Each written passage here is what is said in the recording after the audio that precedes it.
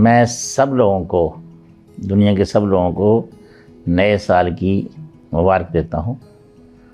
और हम सब यही बोलते हैं कि wish you healthy, happy and prosperous new year. तो आप हेल्दी होंगे, स्वस्थ होंगे, तभी आप हैप्पी रह सकते हैं, खुश रह सकते हैं, तभी आप पीसफुल रह सकते हैं।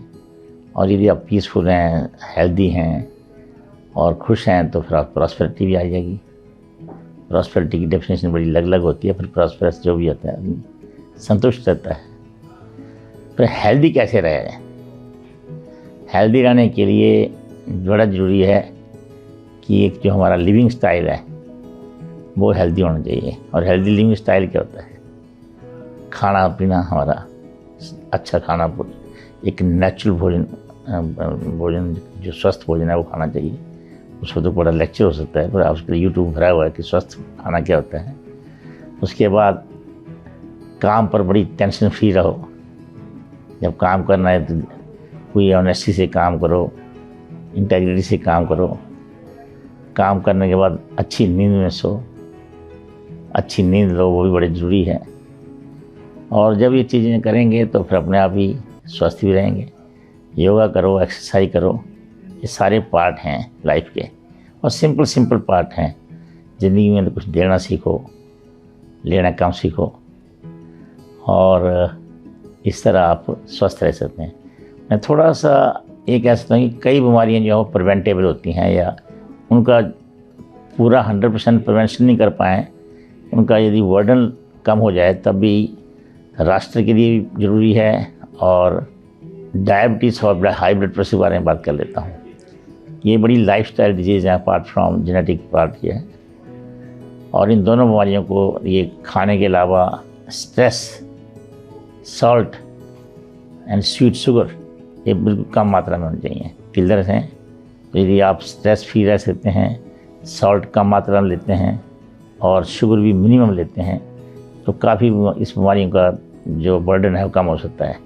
ये दो बीमारियाँ ऐसी हैं जिनसे किडनीज, हार्ट और ब्रेन के स्ट्रोक होते हैं, हार्ट फेलियर होती हैं, हार्ट अटैक होते हैं, किडनी अटैक होते हैं। सिमिलरली अगला वाइटल ऑर्गन है लिवर, उसमें जो प्रिवेंटेबल डिजीज़ है, जो प्रिवेंट कर सकते हैं, वो सबसे उसका जो कॉमन कारण है वो है अल्कोहल, शराब पीना। तो शराब भी होना चाहिए, वो शराब को भी रोक लाना ज़रूरी है, एक कम मात्रा में।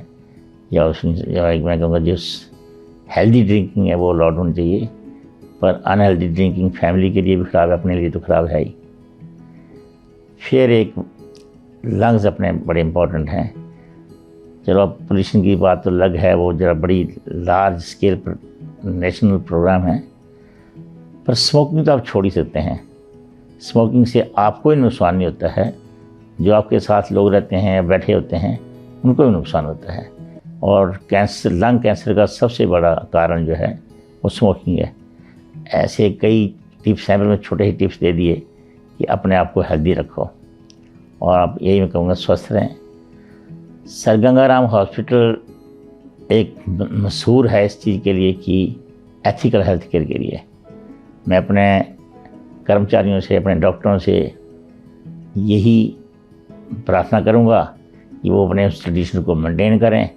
और एक बीमारियाँ तो प्रिवेंट होंगी, पूरी ख़त्म नहीं होगी ना, तो हॉस्पिटल तो रहेंगे।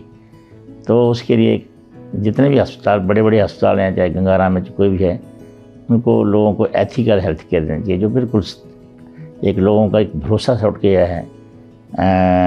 हॉस्पिटलों पर, स्पेशली प्राइवेट हॉस्पिटल को सोचते हैं कि ये केयर नहीं करते हैं, पैसे लूटते हैं। गवर्नमेंट हॉस्पिटल को कहते हैं कि यहाँ परवाह नहीं होती है। तो दोनों तरह से दोनों लोग दोनों हॉस्पिटल से खुश नहीं हैं। तो कहीं ना कहीं बैलेंस करना होगा इसको भी।